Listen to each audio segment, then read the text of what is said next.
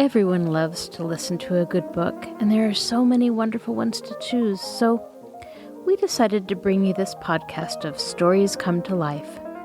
Each episode features a story from either classic or modern literature, especially chosen to be interesting and exciting to hear. So sit back, relax, and listen to this story come to life.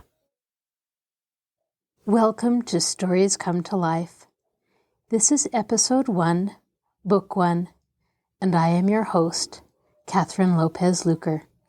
I'm the children's librarian at Marshall Public Library in Pocatello, Idaho.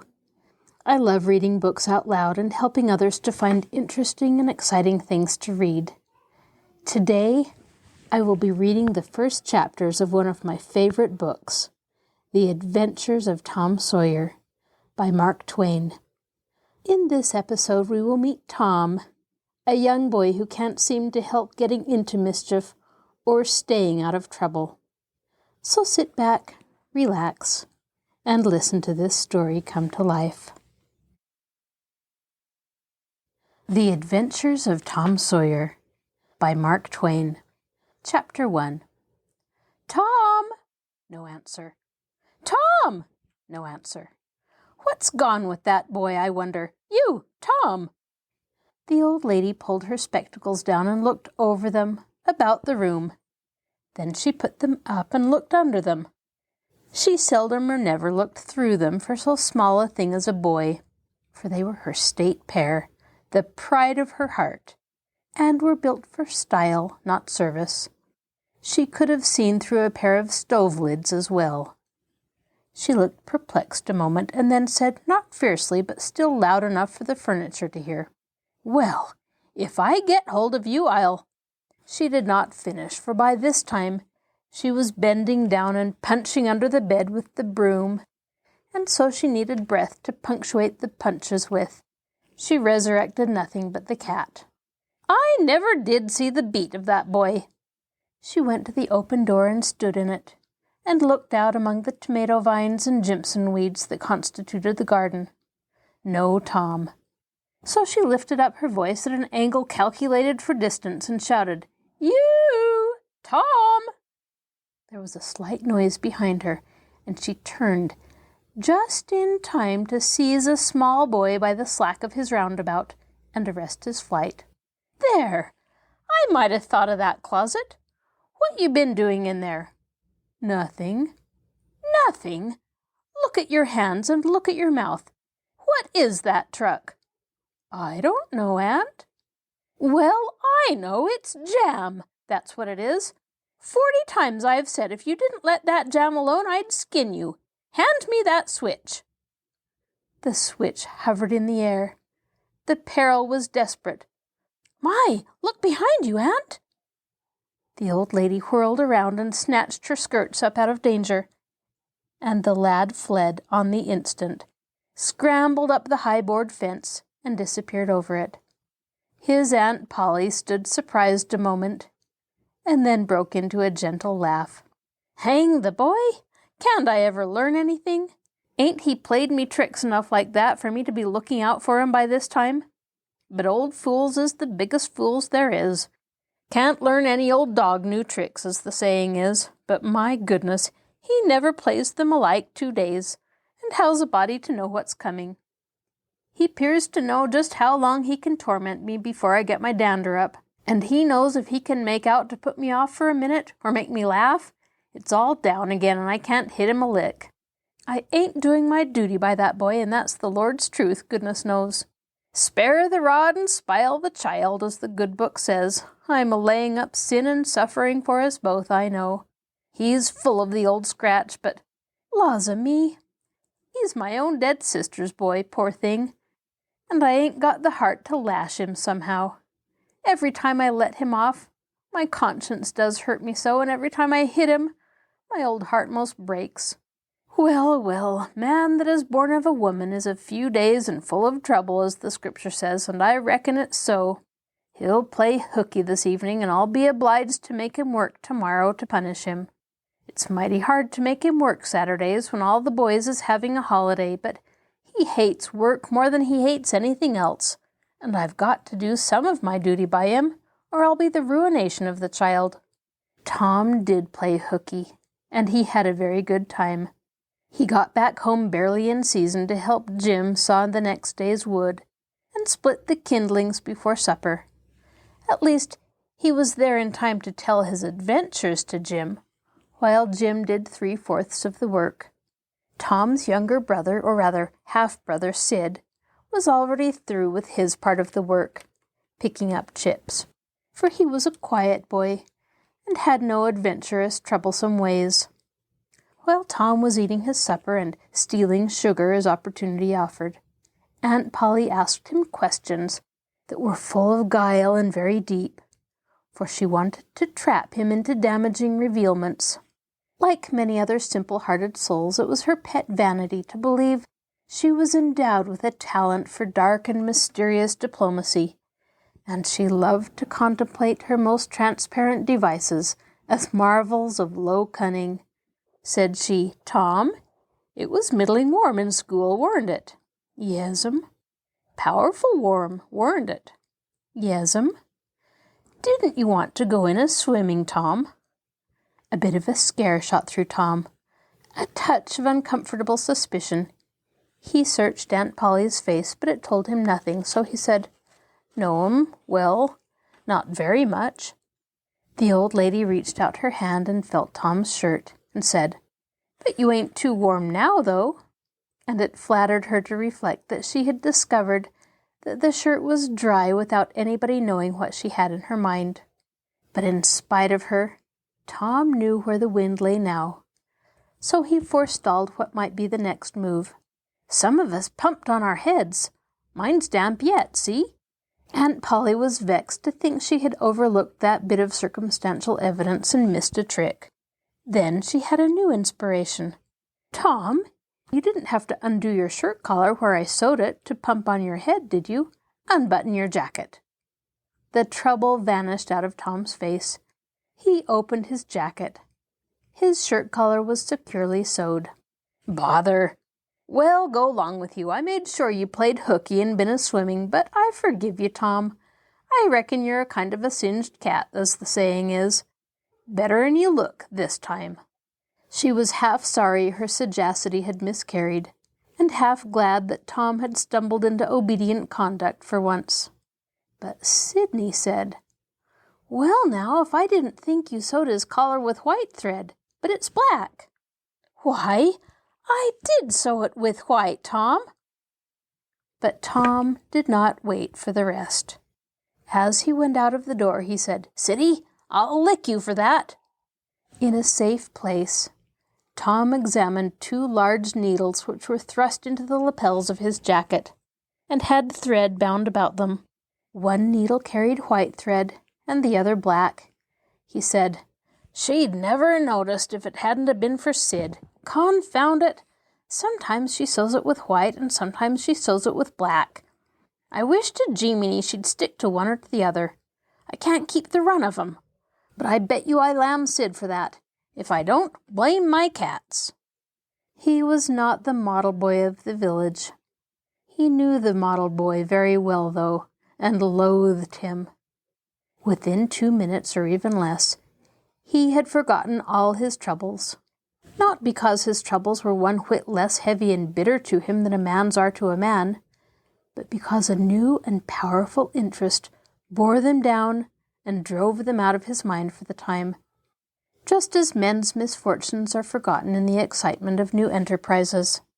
This new interest was a valued novelty in whistling, which he had just acquired, and he was suffering to practice it undisturbed. It consisted in a peculiar bird-like turn, a sort of liquid warble, produced by touching the tongue to the roof of the mouth at short intervals in the midst of the music. The reader probably remembers how to do it if he has ever been a boy. Diligence and attention soon gave him the knack of it, and he strode down the street with his mouth full of harmony and his soul full of gratitude. He felt much as an astronomer feels who has discovered a new planet. No doubt, as far as strong, deep, unalloyed pleasure is concerned, the advantage was with the boy, not the astronomer. The summer evenings were long. It was not dark yet. Presently, Tom checked his whistle. A stranger was before him, a boy a shade larger than himself. A newcomer, of any age or either sex, was an impressive curiosity in the poor little village of St. Petersburg. This boy was well dressed, too. Well dressed on a weekday? This was simply astounding. His cap was a dainty thing. His close-buttoned blue cloth roundabout was new and natty, and so were his pantaloons. He had shoes on, and yet it was only Friday. He even wore a necktie, a bright bit of ribbon. He had a cityfied air about him that ate into Tom's vitals. The more Tom stared at the splendid marvel, the higher he turned his nose up at his finery, and the shabbier and shabbier his own outfit seemed to grow. Neither boy spoke. If one moved, the other moved, but only sidewise in a circle. They kept face to face and eye to eye all the time. Finally, Tom said, "I can lick you." "I'd like to see you try it." "Well, I can do it." "No, you can't either." "Yes, I can." "No, you can't." "I can." "You can't." "Can." "Can't." An uncomfortable pause, then Tom said, "What's your name?" "'Tisn't any of your business, maybe." "Well, I 'low I'll make it my business." "Well, why don't you?" "If you say much, I will." "Much, much, much. There now." "Oh, you think you're mighty smart, don't you? I could lick you with one hand tied behind me if I wanted to." "Well, why don't you do it? You say you can do it." "Well, I will if you fool with me." "Oh, yes, I have seen whole families in the same fix." "Smarty, you think you're some now, don't you?" "Oh, what a hat!" "You can lump that hat if you don't like it. I dare you to knock it off, and anybody that'll take a dare'll suck eggs." "You're a liar." "You're another." "You're a fighting liar and daren't take it up." "Aw, take a walk." "Say, if you give me much more of your sass, I'll take and bounce a rock off of your head." "Oh, of course you will." "Well, I will." "Well, why don't you do it then? What do you keep saying you will for? Why don't you do it? It's because you're afraid." "I ain't afraid." "You are." "I ain't." "You are." Another pause, and more eyeing and sidling around each other. Presently they were shoulder to shoulder. Tom said, "Get away from here." "Get away yourself." "I won't." "I won't either." So they stood, each with a foot placed at an angle as a brace, and both shoving with might and main and glowering at each other with hate. But neither could get an advantage. After struggling till both were hot and flushed, each relaxed his strain with watchful caution, and Tom said, "You're a coward and a pup. I'll tell my big brother on you, and he can lam you with his little finger, and I'll make him do it, too." "What do I care for your big brother? I've got a brother that's bigger than he is, and what's more, he can throw him over that fence, too." Both brothers were imaginary. "That's a lie." "Your saying so don't make it so." Tom drew a line in the dust with his big toe and said, "I dare you to step over that, and I'll lick you till you can't stand up. Anybody that'll take a dare will steal a sheep." The new boy stepped over promptly and said, "Now you said you'd do it. Now let's see you do it." "Don't you crowd me now. You better look out." "Well, you said you'd do it. Why don't you do it?" "By jingoes, for 2 cents I will do it." The new boy took 2 broad coppers out of his pocket and held them out with derision. Tom struck them to the ground. In an instant, both boys were rolling and tumbling in the dirt, gripped together like cats, and for the space of a minute they tugged and tore at each other's hair and clothes, punched and scratched each other's noses, and covered themselves with dust and glory. Presently the confusion took form, and through the fog of battle Tom appeared, seated astride the new boy and pounding him with his fists. "Holler enough," he said. The boy only struggled to free himself. He was crying, mainly from rage.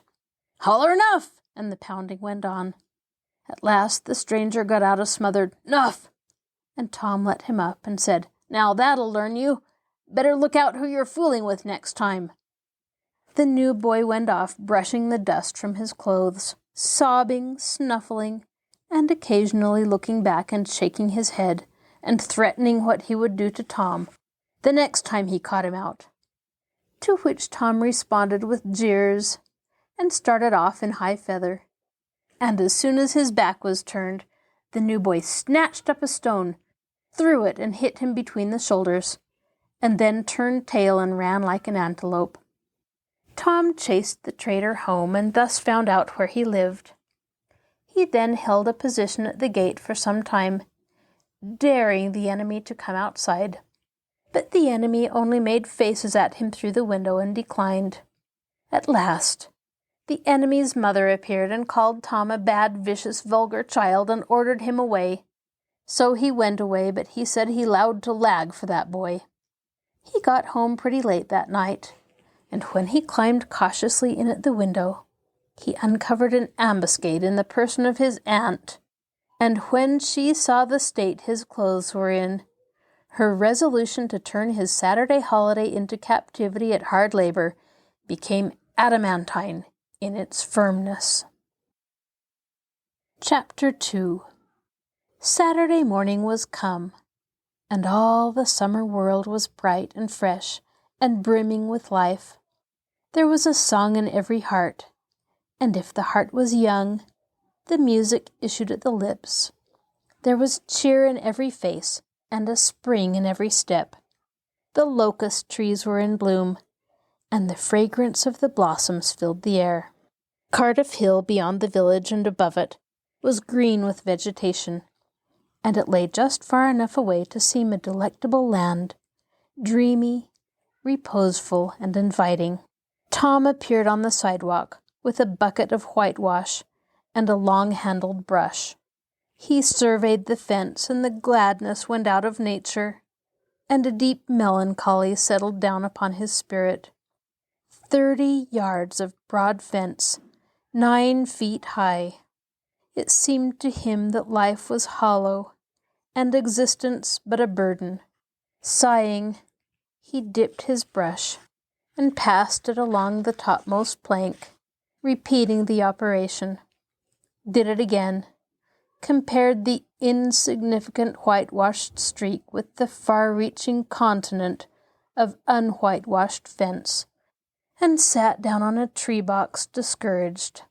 Jim came skipping out at the gate with a tin pail and singing Buffalo Gals. Bringing water from the town pump had always been hateful work in Tom's eyes before, but now it did not strike him so. He remembered that there was company at the pump. Boys and girls were always there waiting their turns, resting, trading playthings, quarreling, fighting, skylarking. And he remembered that although the pump was only 150 yards off, Jim never got back with a bucket of water under an hour, and even then, somebody generally had to go after him. Tom said, "Say, Jim, I'll fetch the water if you'll whitewash some." Jim shook his head and said, "Can't, Tom. Old missus, she told me I got to go and get this water and not stop fooling around with anybody. She said she 'spect Tom's going to ask me to whitewash, so she told me to go along and tend to my own business. She 'lowed she'd tend to the whitewashing." "Oh, never you mind what she said, Jim. That's the way she always talks. Gimme the bucket. I won't be gone only a minute. She won't ever know." "Oh, I dasn't. Old missus, she'd take and tar the head off me, 'deed she would. She never licks anybody, whacks 'em over the head with her thimble, and who cares for that, I'd like to know. She talks awful, but talk don't hurt. Anyways, it don't if she don't cry. Jim, I'll give you a marble. I'll give you a white alley." Jim began to waver. "White alley, Jim, and it's a bully taw." "My, that's a marvel, I tell you, Tom. But, Tom, I's powerful 'fraid of yon, missus." But Jim was only human. This attention was too much for him. He put down his pail, took the white alley. In another minute he was flying down the street with his pail and a tingling rear. Tom was whitewashing with vigor, and Aunt Polly was retiring from the field with a slipper in her hand and triumph in her eye. But Tom's energy did not last. He began to think of the fun he had planned for this day, and his sorrows multiplied. Soon the free boys would come tripping along on all sorts of delicious expeditions, and they would make a world of fun of him for having to work. The very thought of it burnt like fire. He got out his worldly wealth and examined it. Bits of toys, marbles, and trash. Enough to buy an exchange of work, maybe, but not enough to buy so much as half an hour of pure freedom. So he returned his straitened means to his pocket and gave up the idea of trying to buy the boys. At this dark and hopeless moment, an inspiration burst upon him. Nothing less than a great, magnificent inspiration.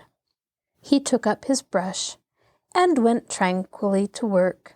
Ben Rogers hove in sight presently, the very boy of all boys whose ridicule he had been dreading. Ben's gait was the hop, skip, and jump, proof enough that his heart was light and his anticipations high. He was eating an apple and giving a long, melodious whoop at intervals, followed by a deep-toned ding-dong, ding-dong, ding-dong, for he was personating a steamboat. As he drew near, he slackened speed, took to the middle of the road, leaned far over to starboard, and rounded to ponderously, and with laborious pomp and circumstance, for he was personating the big Missouri, and considering himself to be drawing 9 feet of water. He was boat and captain and engine bells combined, so he had to imagine himself standing on his own hurricane deck, giving the orders and executing them. "Stop her, sir! Ling-a-ling-a-ling!" The headway ran almost out, and he drew up slowly toward the sidewalk. "Ship up to back! Ling-a-ling-a-ling!" His arms straightened and stiffened down his sides. "Set her back on the starboard! Ling-a-ling-a-ling! Chow, chow, choo, choo, choo, choo, choo, choo." His right hand, meanwhile, describing stately circles, for it was representing a 40-foot wheel. "Let her go back on the larboard! Ling-a-ling-a-ling! Choo, choo, choo, choo, choo." The left hand began to describe circles. "Stop the starboard! Ling-a-ling-a-ling! Stop the larboard! Come ahead on the starboard! Stop her! Let your outside turn over slow! Ling-a-ling-a-ling! Choo, choo, choo, choo, choo. Get out that headline lively now! Come out with your spring line! What are you about there? Take a turn around that stump with the bite of it! Stand by that stage now! Let her go! Done with the engine, sir! Ling-a-ling-a-ling! Shh! Shh! Trying the gauge cocks. Tom went on whitewashing, paid no attention to the steamer. Ben stared a moment, then said, "Hi! You're a stump, ain't you?" No answer. Tom surveyed his last touch with an eye of an artist. Then he gave his brush another gentle sweep, and surveyed the result as before. Ben ranged up alongside of him. Tom's mouth watered for the apple, but he stuck to his work. Ben said, "Hello, old chap. You gotta work, hey?" "Why, it's you, Ben. I wasn't noticing." "Say, I'm going in a swimming, I am. Don't you wish you could? But of course you'd ruther work, wouldn't you? Course you would." Tom contemplated the boy a bit and said, "What do you call work?" "Why, ain't that work?" Tom resumed his whitewashing and answered carelessly, "Well, maybe it is and maybe it ain't. All I know is it suits Tom Sawyer." "Oh, come now. You don't mean to let on that you like it." The brush continued to move. "Like it? Well, I don't see why I oughtn't to like it. Does a boy get a chance to whitewash a fence every day?" That put the thing in a new light. Ben stopped nibbling his apple. Tom swept his brush daintily back and forth, stepped back to note the effect, added a touch here and there, criticized the effect again. Ben, watching every move, and getting more and more interested, more and more absorbed. Presently he said, "Say, Tom, let me whitewash a little." Tom considered, was about to consent, but he altered his mind. No, I reckon it wouldn't hardly do, Ben. You see, Aunt Polly is awful particular about this fence, right here on the street, you know. But if it was the back fence, I wouldn't mind, and she wouldn't. Yes, she's awful particular about this fence. It's got to be done very careful. I reckon there ain't one boy in 1,000, maybe 2,000, that can do it the way it's got to be done. No, is that so? Oh, come on now. Let me just try, only a little. I'd let you if you was me, Tom. Ben, I'd like to, honest. But Aunt Polly, well, Jim wanted to do it, but she wouldn't let him. Sid wanted to do it, but she wouldn't let Sid. Now don't you see how I'm fixed? If you was to tackle this fence and anything was to happen to it, oh, shucks, I'll be just as careful. Now let me try. Say, I'll give you the core of my apple. Well, here. No, Ben, now don't. I'm afeard. I'll give you all of it. Tom gave up the brush with reluctance in his face, but alacrity in his heart. And while the late steamer Big Missouri worked and sweated in the sun, the retired artist sat on a barrel in the shade close by, dangled his legs, munched his apple, and planned the slaughter of more innocents. There was no lack of material. Boys happened along every little while. They came to jeer, but remained to whitewash. By the time Ben was fagged out, Tom had traded the next chance to Billy Fisher for a kite in good repair. And when he played out, Johnny Miller bought in for a dead rat and a string to swing it with, and so on, hour after hour. And when the middle of the afternoon came, from being a poor, poverty-stricken boy in the morning, Tom was literally rolling in wealth. He had, besides the things I have mentioned, 12 marbles, part of a jaw harp, a piece of a blue bottle glass to look through, a spool cannon, a key that wouldn't unlock anything, a fragment of chalk, a glass stopper of a decanter, a tin soldier, a couple of tadpoles, 6 firecrackers, a kitten with only one eye, a brass doorknob, a dog collar but no dog, the handle of a knife, 4 pieces of orange peel, and a dilapidated old window sash. He had had a nice, good, idle time all the while, plenty of company, and the fence had 3 coats of whitewash on it. If he hadn't have run out of whitewash, he would have bankrupted every boy in the village. Tom said to himself that it was not such a hollow world after all. He had discovered a great law of human action without knowing it, namely, that in order to make a man or a boy covet a thing, it is only necessary to make the thing difficult to attain. If he had been a great and wise philosopher like the writer of this book, he would now have comprehended that work consists of whatever a body is obliged to do, and that play consists of whatever a body is not obliged to do. And this would help him to understand why constructing artificial flowers or performing on a treadmill is work, while rolling 9-pins or climbing Mont Blanc is only amusement. There are wealthy gentlemen in England who drive 4-horse passenger coaches 20 or 30 miles on a daily line in the summer, because the privilege costs them considerable money. But if they were offered wages for the service, that would turn it into work. Then they would resign. Chapter 3. Tom presented himself before Aunt Polly, who was sitting by an open window in a pleasant rearward apartment, which was bedroom, breakfast room, dining room, and library combined. The balmy summer air, the restful quiet, the odor of the flowers, the drowsing murmur of the bees had had their effect, and she was nodding over her knitting, for she had no company but the cat, and it was asleep in her lap. Her spectacles were propped up on her gray head for safety. She had thought, of course, that Tom had deserted long ago, and she wondered to see him place himself in her power again in this intrepid way. he said. "Mayn't I go and play now, Aunt?" "What, already? How much have you done?" "It's all done, Aunt." "Tom, don't lie to me. I can't bear it." "I ain't, Aunt. It is all done." Aunt Polly placed small trust in such evidence.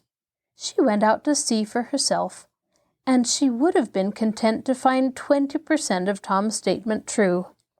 When she found the entire fence whitewashed, and not only whitewashed, but elaborately coated and recoated, and even a streak added to the ground, her astonishment was almost unspeakable.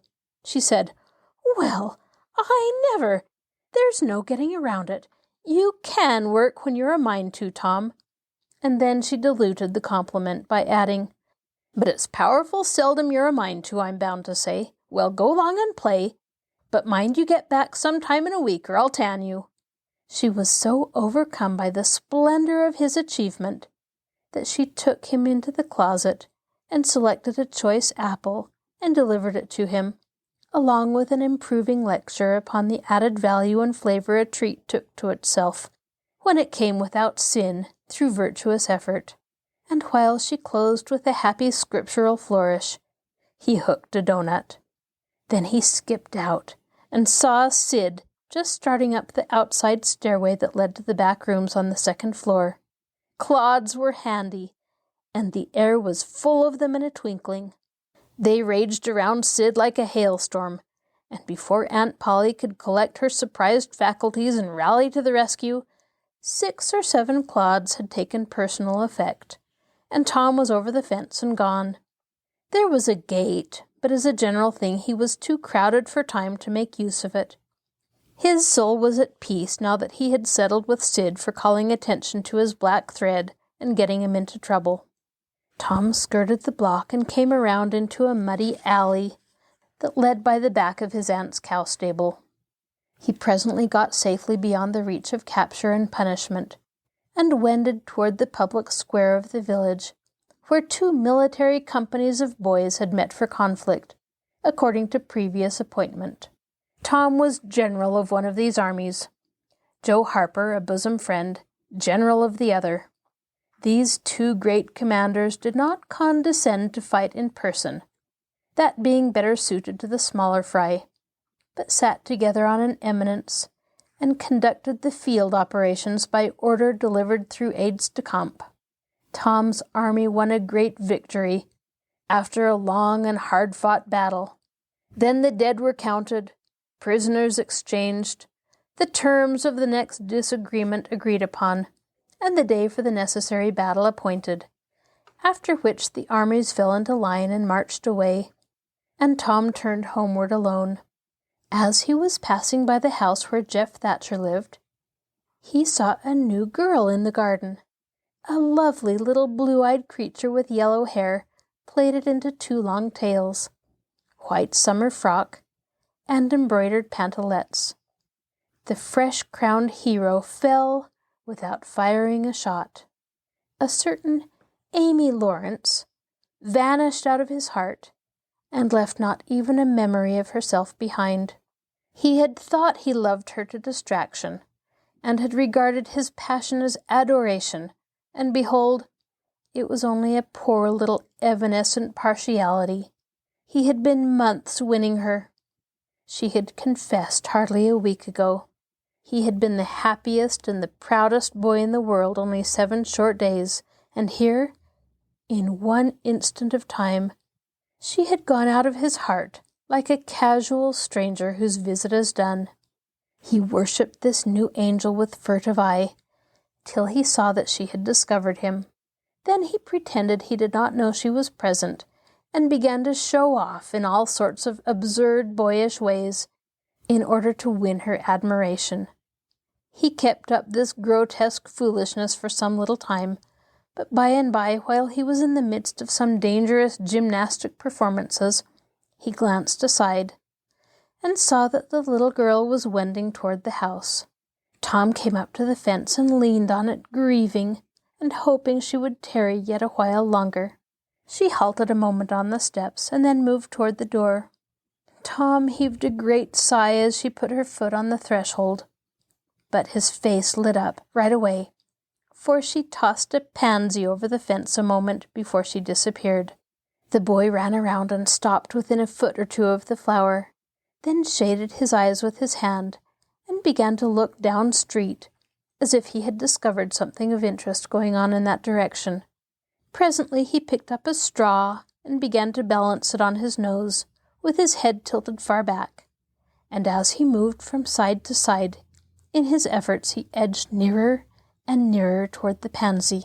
Finally, his bare foot rested upon it, his pliant toes closed upon it, and he hopped away with his treasure and disappeared around the corner, but only for a minute, only while he could button the flower inside his jacket, next to his heart, or next to his stomach possibly, for he was not much posted in anatomy, and not hypercritical anyway. He returned now and hung about the fence till nightfall, showing off as before, but the girl never exhibited herself again, though Tom comforted himself a little with the hope that she had been near some window meantime, and been aware of his attention. Finally he went home reluctantly, with his poor head full of visions. All through supper his spirits were so high that his aunt wondered what had got into the child. He took a good scolding about clotting Sid, and did not seem to mind it in the least. He tried to steal sugar under his aunt's very nose and got his knuckles rapped for it. He said, "Aunt, you don't whack Sid when he takes it." "Well, Sid don't torment a body the way you do. You'd be always into the sugar if I weren't watching you." Presently she stepped into the kitchen, and Sid, happy in his immunity, reached for the sugar bowl, a sort of glorying over Tom, which was well nigh unbearable. But Sid's fingers slipped, and the bowl dropped and broke.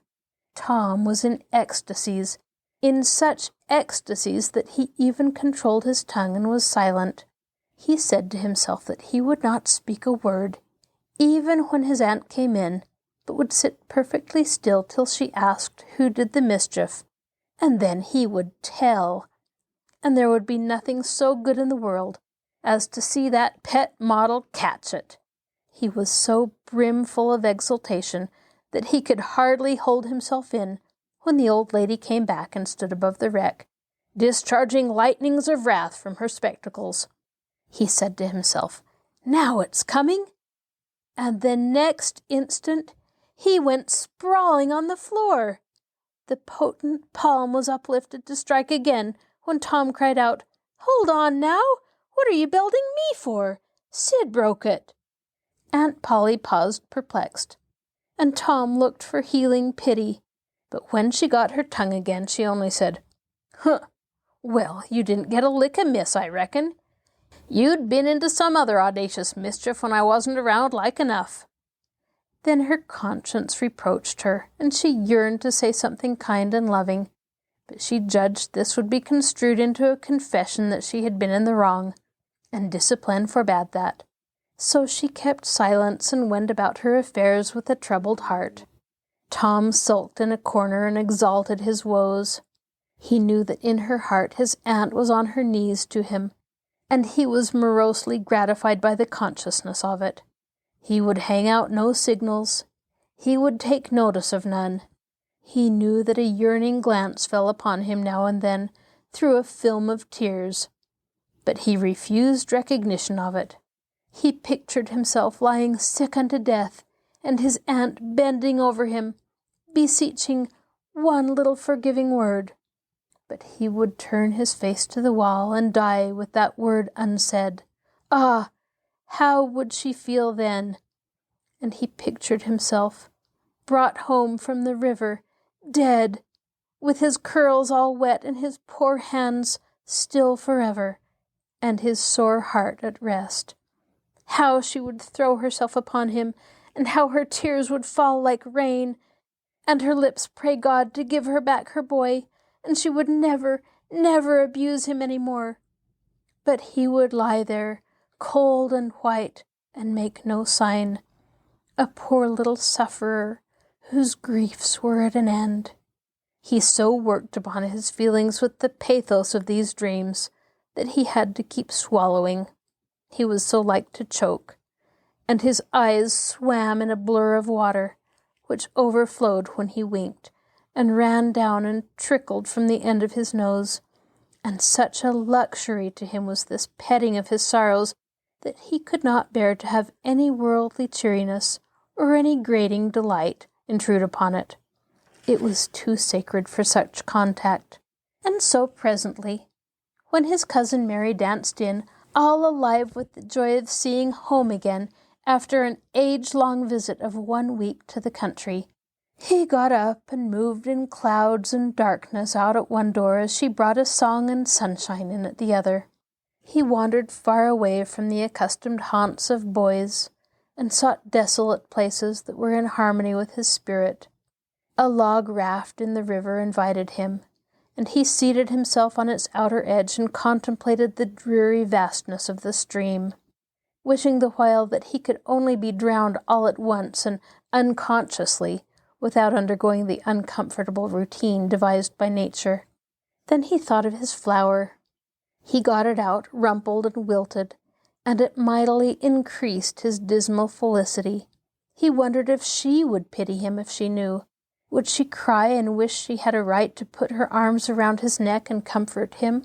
Or would she turn away coldly, like all the hollow world? This picture brought such an agony of pleasurable suffering that he worked it over and over again in his mind, and set it up in new and varied lights, till he wore it threadbare. At last he rose up sighing, and departed in the darkness. About 9:30 or 10 o'clock, he came along the deserted street to where the adored unknown lived. He paused a moment. No sound fell upon his listening ear. A candle was casting a dull glow upon the curtain of a second-story window. Was the sacred presence there? He climbed the fence, threaded his stealthy way through the plants, till he stood under that window. He looked up at it long, and with emotion. Then he laid him down on the ground under it, disposing himself upon his back, with his hands clasped upon his breast, and holding his poor wilted flower. And thus he would die, out in the cold world with no shelter over his homeless head, no friendly hand to wipe the death damps from his brow, no loving face to bend pityingly over him when the great agony came. And thus she would see him when she looked out upon the glad morning, and oh, would she drop one tear upon his poor lifeless form? Would she heave one little sigh to see a bright young life so rudely blighted, so untimely cut down? The window went up. A maidservant's discordant voice profaned the holy calm, and a deluge of water drenched the prone martyr's remains. The strangling hero sprang up with a relieving snort. There was a whiz of a missile in the air, mingled with the murmur of a curse. A sound as of shivering glass followed, and a small vague form went over the fence and shot away in the gloom. Not long after, as Tom, all undressed for bed, was surveying his drenched garments by the light of a tallow dip, Sid woke up. But if he had any dim idea of making references to allusions, he thought better of it and held his peace, for there was danger in Tom's eye. Tom turned in, without the added vexation of prayers, and Sid made mental note of the omission. This is your host, Kathryn Lopez Luker. Thank you for joining us for this episode of Stories Come to Life. Be sure to join us next time when we continue to listen to the adventures of Tom Sawyer. You can find a link to our podcast on the Marshall Public Library webpage, www.marshallpl.org. I'll talk to you again soon.